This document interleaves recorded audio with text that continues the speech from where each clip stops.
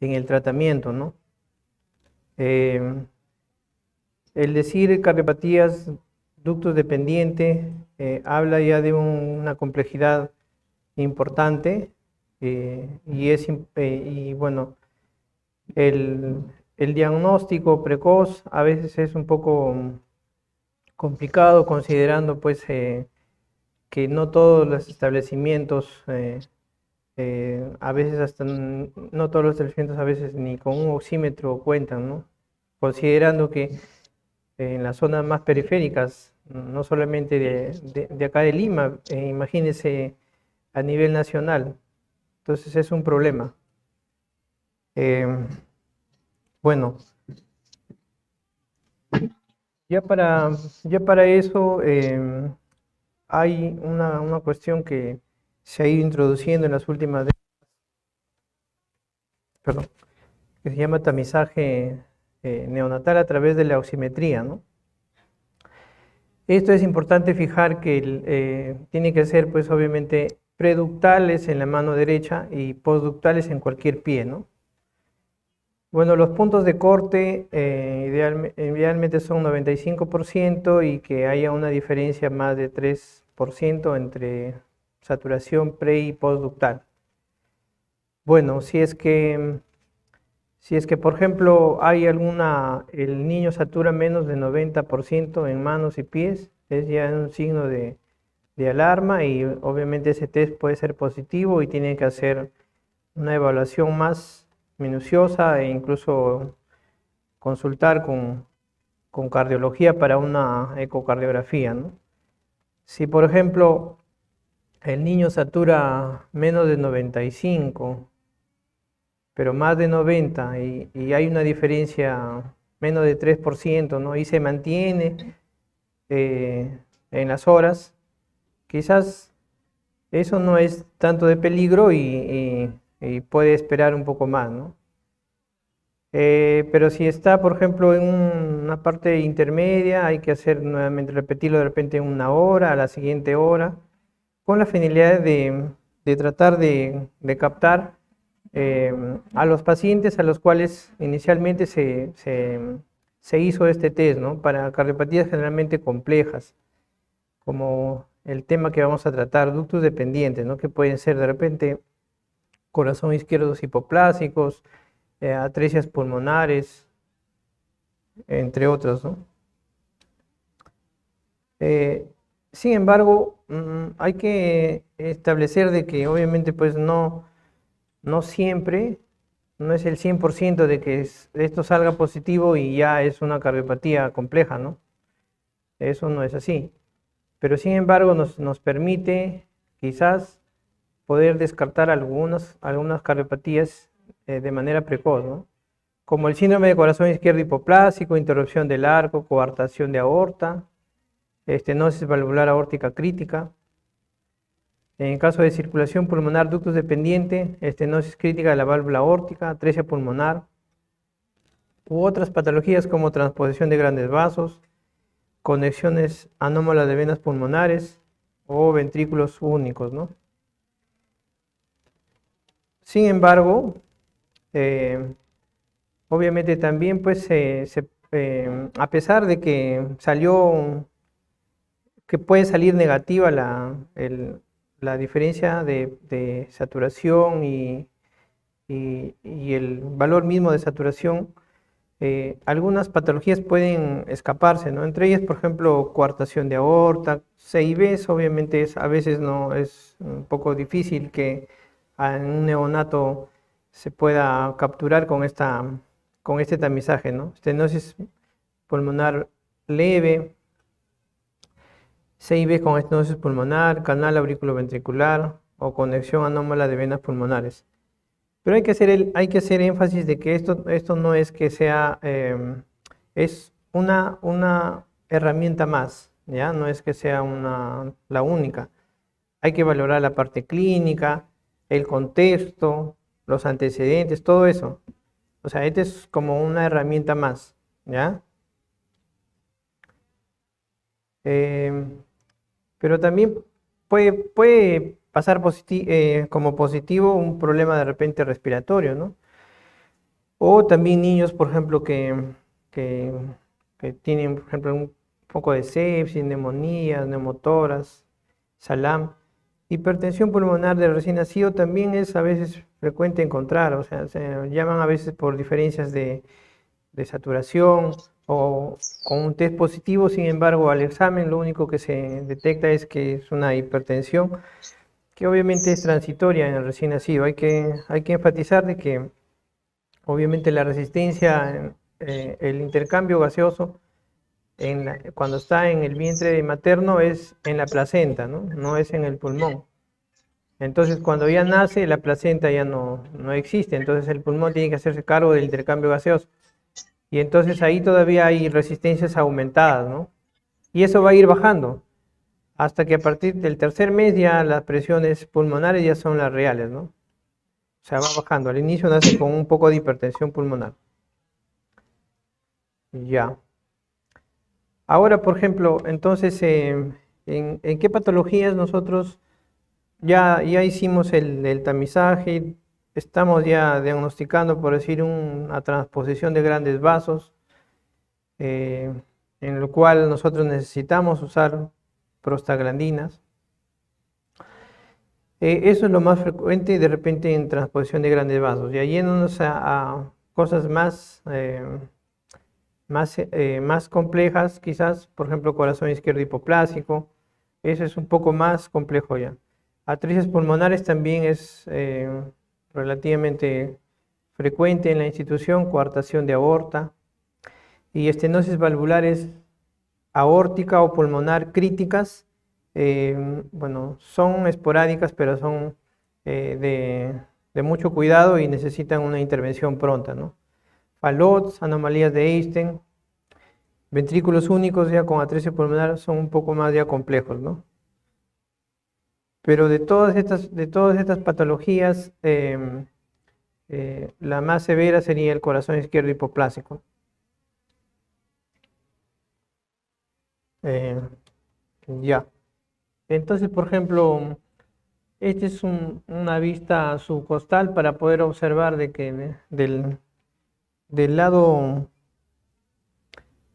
el lado, el lado izquierdo es el ventrículo izquierdo y de ahí ustedes pueden observar cómo hay una bifurcación eh, de la pulmonar, ¿no? Entonces, eso es una transposición de grandes vasos, quiere decir de que la pulmonar nace del ventrículo izquierdo y la aorta nace del ventrículo derecho, ¿ya?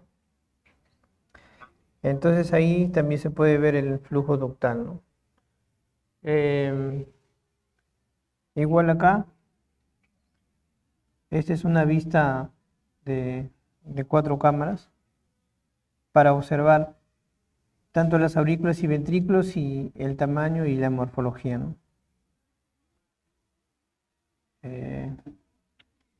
Acá podemos observar igual la salida de la pulmonar, del ventrículo izquierdo, que es el que está más inferior, ¿no?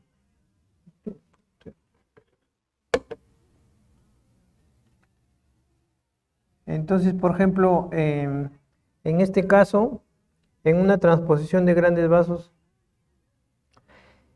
si bien es cierto al inicio es importante mantener el ductus abierto, pero ahí la mezcla no va a ser tan eficiente como a nivel auricular. Por eso es que, por ejemplo, si en el hospital vienen pues con esta patología, puede ser de días, de semanas, a veces algunos meses.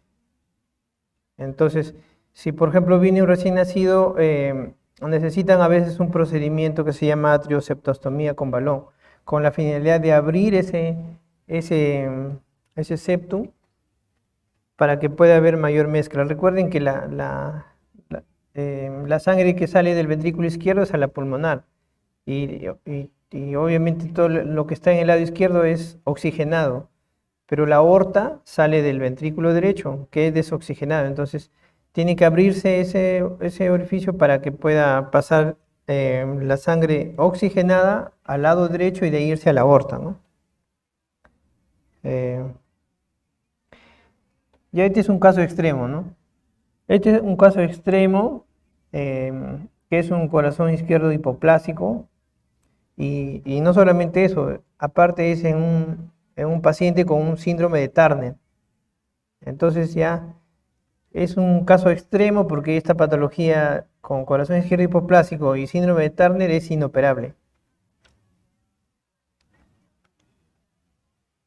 Ya, y obviamente pues se observa ahí el ductus, ese rojo, es bien grande. Obviamente por ahí es donde se va la sangre hacia los miembros inferiores y puede oxigenar. Todo el arco es muy pequeño. Obviamente ahí está magnificado, pero al compararlo con su peso y las dimensiones es un muy pequeño, hipoplásico, ¿no? Eh, Ahí ustedes pueden observar donde el ventrículo izquierdo ve todo gordo, pequeño, ¿ya? Y en estos casos también, a veces, si es que se plantearía alguna intervención, también se tiene que abrir ese septum interatrial, ¿no? Porque como ustedes ven, bastantes colorcitos, es ahí un poco, como decir, obstructivo, ¿no? Entonces tiene que abrirse. Eh, este es otro caso.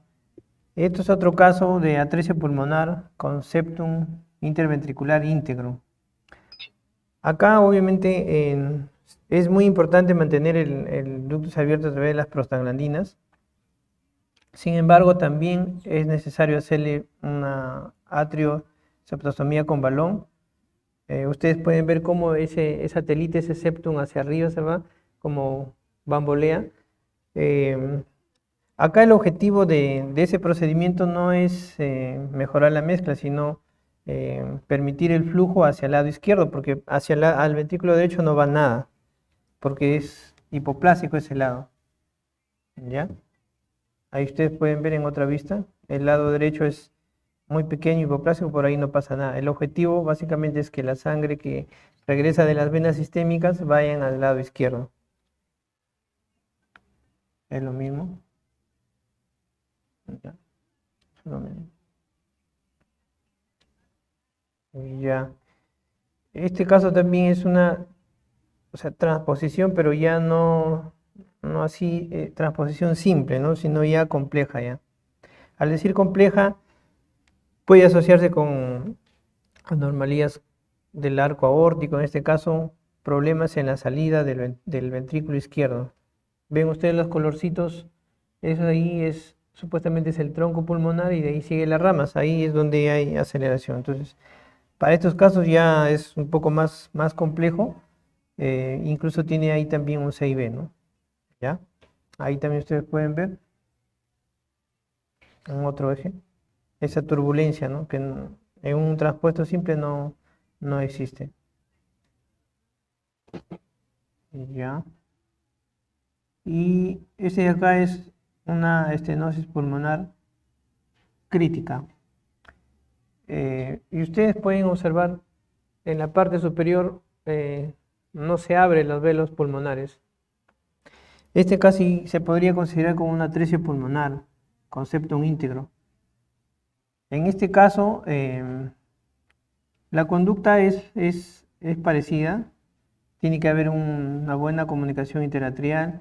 A veces incluso cuando en este caso se perforó la válvula pulmonar, ¿no? Básicamente, considerando para tal vez vaya a evolucione a biventricular, ¿no? Y este es otro caso ya extremo, ¿ya? Es un Einstein. Ustedes pueden observar la gran dilatación de la aurícula derecha y esa válvula tricúspide con mala inserción. ¿Listo? Sí, sí, por favor. Ya está. Y ya. Entonces, mire, la gran dilatación de la aurícula. Y este es el ventrículo derecho. Y este es el ventrículo izquierdo, ¿ya? Estos niños, si ustedes lo ven, la placa es como el corazón de un lado de la parrilla hacia el otro lado. Bien. Ya, son casos extremos, ¿no? Que las posibilidades de cirugía son muy escasas, ¿no? Ya, incluso este niño se asociaba con problemas de atresia pulmonar, ¿no? Más complejo todavía.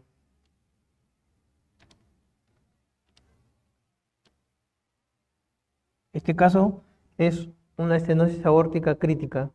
Estos son los velos. Obviamente debe haber buena apertura, ahí se hace como una cúpula, ¿no?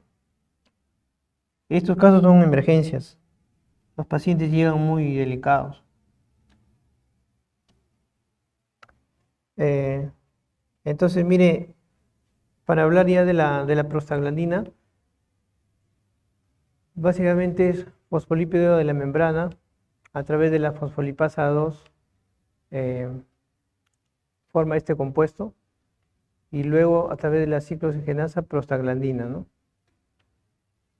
Mire, este producto, obviamente lo ideal es que hay en todos los establecimientos de salud, ¿no? Porque lamentablemente en nuestro país el MINSA, por decir, captura o ve el 60% de niños, ¿no? Con estos problemas. En salud, un 40% en promedio. Entonces, el diagnóstico prenatal es un poco limitado, ¿no? Generalmente los diagnósticos son postnatales y a veces, pues, estos niños a veces son dados de alta y luego regresan delicados, ¿no? De ahí que sea importante hacer ese tamizaje ya mencionado, ¿no? Entonces, si ya determinamos la patología, que este paciente puede ser tributario de usar prostaglandinas, entonces ahora hay que calcular e iniciarle la dosis, ¿no? Más o menos la dosis es de 0.01 a 0.02 microgramos por kilo por minuto en infusión continua. Y obviamente se puede aumentar si es que no hay respuesta, ¿no? La idea es no sobrepasar, dice según la referencia, 0.1 microgramos kilo minuto. La vía de administración es vía venosa central. El metabolismo generalmente es 80% pulmonar y la eliminación 90% por la orina, ¿no?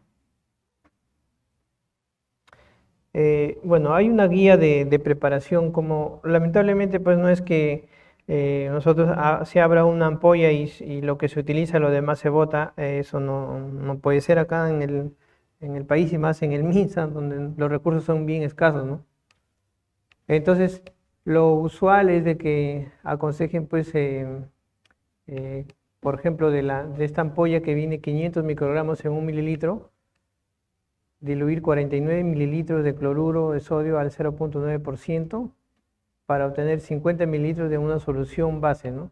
Con una concentración al final de 10 microgramos por mililitro.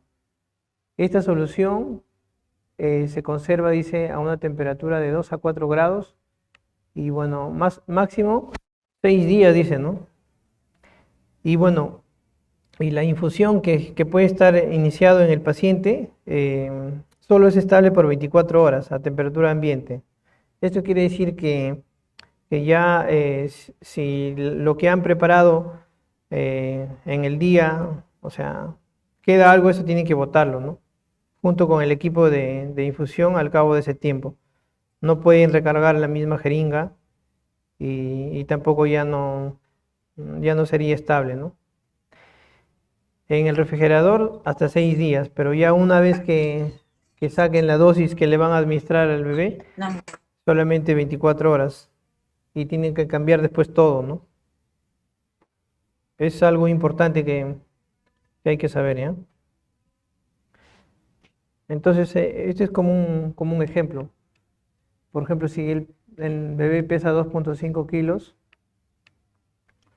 eh, multiplican, se indica una dosis, ¿no? 0.01 en cloruro de 0.9%, 2.5 por 3 da una solución base de 7.5 mililitros. Se diluye, dice, en cloruro hasta completar 50 y se pasa a una velocidad de 1 mililitro por hora. Y eso es la dosis que menciona arriba, ¿no? 0.01 microgramos por minuto, ¿no? Y eso obviamente pues está sujeto también a aumentarle, a disminuirlo de acuerdo a la respuesta. Recuerden que obviamente cuando han iniciado prostaglandina, dependiendo del establecimiento, no siempre tienen a la mano algún cardiólogo o la ecocardiografía para que puedan ver qué realmente tienen, ¿no? Ustedes solamente se han basado en el tamizaje, ¿no? En el tamizaje, en la valoración clínica, la radiografía de tórax. Entonces, pero al final en algunos establecimientos es casi como una prueba terapéutica, porque si le empiezan este producto y ven que el niño se estabiliza, entonces concluyen que es una cardiopatía compleja, no se sabe qué, pero que con la prostaglandina, al mantener el ductus abierto, se estabilizó, ¿no? Sin embargo, hay efectos adversos, ¿no? Hay que considerar acá, pues, que el proceso de referencias a establecimientos de mayor complejidad, donde de repente estos niños pueden operarse o hacerse algo paliativo inicial, que puede ser intervencionista, a veces puede pasar, pues, días o a veces, lamentablemente, hasta semanas, ¿no? Lamentablemente en el MINSA solamente hay 2 hospitales infantiles, que uno es el Instituto de Salud de Breña y el Instituto de San Borja, pero no se logran abastecer a tanta población, ¿no? Entonces, efectos adversos muy frecuentes puede haber a veces fiebre, apneas, irritabilidad, hipotensión. En casos extremos puede contribuir a casos de NEC, hemorragia.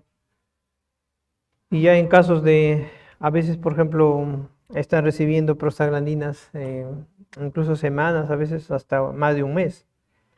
Ya puede haber algunas complicaciones a largo plazo, ¿no?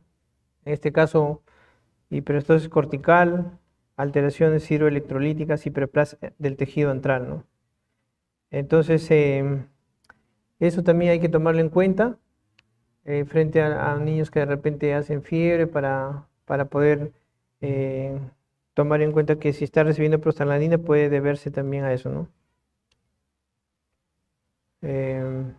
Ya. Por ejemplo, es actualmente este tipo de procedimientos se pueden hacer en la sala de cateterismo, como se indica acá, o también a pie de cama en la cuna del bebé, ¿no? Y eso es guiado por ecocardiografía. Acá es por fluoroscopía, ¿no? Ese es un balón especial que, una vez pasado hacia la aurícula izquierda, se infla hasta ya establecido por el fabricante, y se jala, pues, ¿no? Con mucha fuerza del lado izquierdo hacia el lado derecho. Entonces se logra desgarrar esa zona estrecha, ¿no? Y como les mencioné, la atrioseptostomía con balón, en este caso guiado por fluoroscopía, se puede hacer por ejemplo, en un niñito con transposición de grandes vasos, es lo usual que requieran, ¿no? Eh, ya. Y acá también por ecocardiografía, mire, usted puede observar ese baloncito. Obviamente acá no se ve como fluoroscópica, como la técnica por fluoroscopía, ¿no? Pero ahí se infla el balón y se logra desgarrar, ¿ya? Eso se hace a pie de cama del bebé. Tiene múltiples ventajas, obviamente, pues no lo sacan de la cuna, eh, no lo movilizan, a veces hasta por movilizarlo puede desestabilizarse y tener algún evento catastrófico, ¿ya? Entonces, las indicaciones de atrioseptostomía con balón, eh, ya hemos visto un caso de transposición de grandes vasos. Puede hacer también atresia pulmonar con septum íntegro con foramen restrictivo, atresia tricúspide también con foramen restrictivo, retorno venoso pulmonar anómalo total, obstructivo en la zona del foramen oval, ¿ya? Pero el objetivo de acá, en el primero, es mejorar la mezcla. El objetivo, por ejemplo, en estos de acá, en la atresia pulmonares o retorno venoso, es permitir que pase la sangre del lado derecho al lado izquierdo. Acá también para mejorar la mezcla. En otros casos, por ejemplo, en ECMO también se hace, en hipertensión pulmonar como puente a trasplante pulmonar, falla de Fontan, falla de ventrículo derecho posoperatorio, que son casos ya más complejos, ¿no? Entonces, por ejemplo, en la transposición de grandes vasos, el objetivo básicamente es agrandar el septum y disminuir también, pues, cuando nosotros hacemos la ecocardiografía y hay una gran velocidad entre la aurícula izquierda y la aurícula derecha por ese pequeño foramen, ¿no? Entonces, la idea es bajar esa velocidad y también aumentar el diámetro más o menos mínimo 6 milímetros, ¿no? Con eso va a mejorar la, va a mejorar la presión de oxígeno, porque un niñito que requiera atrio, su presión arterial de oxígeno en el AGA va a estar bajísima, 20, 22, ¿ya? Va a estar acidótico, el lactato va a estar pero en incremento, ¿ya? Eh, bueno, los objetivos, ya como les mencioné también, aumentar el diámetro, la saturación también debe ser bien baja a veces en algunos pacientes, ¿ya? Entonces con eso va a aumentar, pero no es que aumente tanto, pues, ¿no? Porque, y a veces también se da en bebitos que a pesar de que usted está con prostaglandina, le hacen la atrio y sigue desaturado. Entonces ahí ya hay que pensar que hay hipertensión pulmonar, ¿no? Que eso se da, dice, en un 10% de niños con transposición, ¿no? ¿Ya? Objetivos, por ejemplo, como para resumir algunos casos, ¿no? Por ejemplo, en la atresia pulmonar con septum intacto, básicamente es descompresión, ¿no? O sea, entendido como que deje pasar la sangre de un lado a otro, ¿ya? A diferencia, por ejemplo, en la atresia pulmonar con foramen receptivo, también descompresión. En falla del ventrículo derecho, disminuir la presión de venosas, ¿no? Y descomprimir el ventrículo derecho, ¿no? Entonces, las ventajas, como le mencioné, de realizar el atrio a pie de cama, obviamente pues no va a haber ahí radiación, de repente va a haber más cuidado en la cuestión ventilatoria, si el paciente obviamente tiene que estar ventilado. La manipulación, como le mencioné, a veces por trasladarlo nada más, a pesar de que en el hospital la sala de cateterismo está en el mismo piso, ¿no? de la sala de neo, pero obviamente hay un pasadizo un poco largo, pero incluso ese traslado puede descompensarlo, ¿no? Y también, si nos vamos a los costos, entre comillas, es un poco más barato porque incluye menos personas, menos equipos, en teoría, es en teoría porque...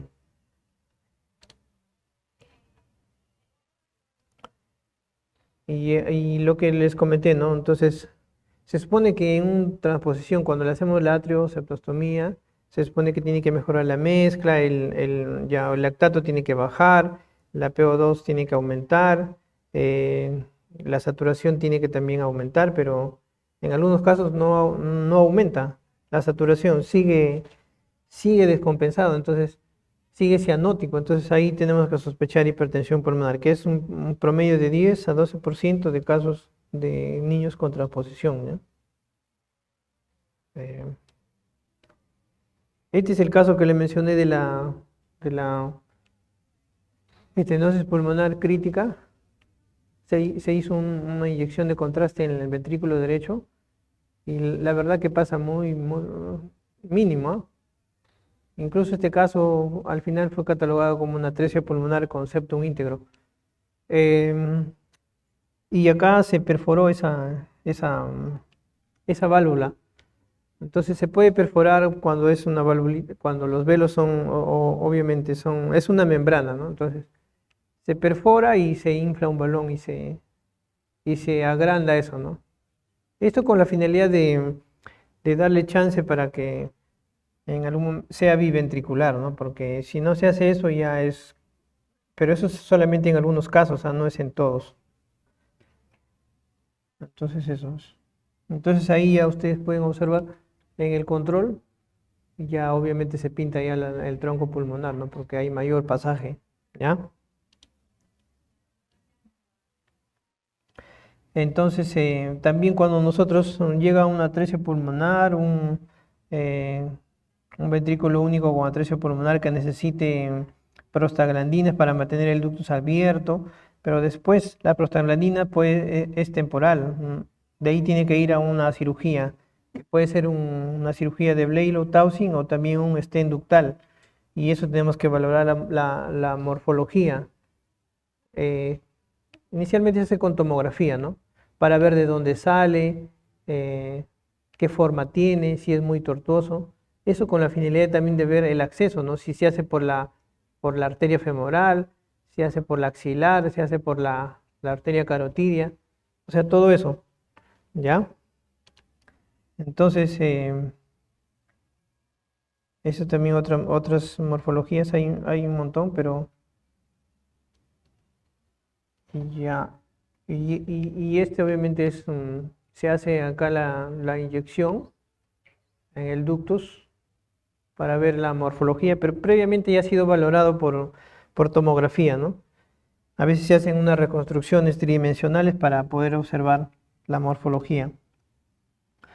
Y acá obviamente ya se ingresa el stent ductal que va a mantener permeable el ductus, y esto ayuda pues porque ya no lo someten a una circulación extracorpórea.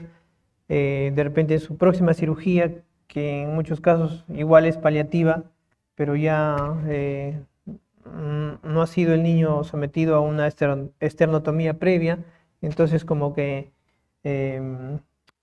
podría ingresar más estable, ¿no? Pero son alternativas, ¿no? Y ahí ustedes pueden observar en el control ecocardiográfico cómo la cobertura, ¿no? de todo el stent. Y entonces, actualmente los stents que colocamos son stents medicados. Stents medicados, el tiempo de duración cuando colocamos esto supuestamente 6 meses, pero a veces dura un poco más, ¿no? Y este es un caso de la estenosis aórtica crítica que les mencioné en las imágenes previas. Bueno, esto se hizo por ecocardiografía debido a que por ese entonces el equipo estaba malogrado. Entonces, está descrito también, pero en adultos. Pero nosotros ahí, como fue un caso de emergencia, lo hicimos. Este es el balón, ustedes pueden observar, esta es la guía ahí. Y se abrió, ¿no? Entonces, y ahí se abrió y mejoró la función, ¿no? Realmente es la experiencia que podemos compartir. Bueno, en el MINSA sé que tenemos muchas limitaciones. Manejamos el 60% de las patologías cardíacas. Tenemos igual deficiencias solo hay 2 instituciones con limitados recursos, pero bueno, eso es lo que se trata de mejorar, ¿no? Más bien, si es que tienen alguna pregunta, sería importante, ¿no? Muchas gracias, doctor Alex. Si hubiesen alguna consulta, por favor, aplausos para el doctor por su participación.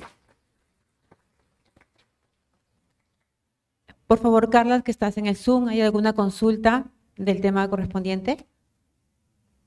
Por el momento no tenemos ninguna pregunta. Ok, muchas gracias. ¿Alguien de la sala desea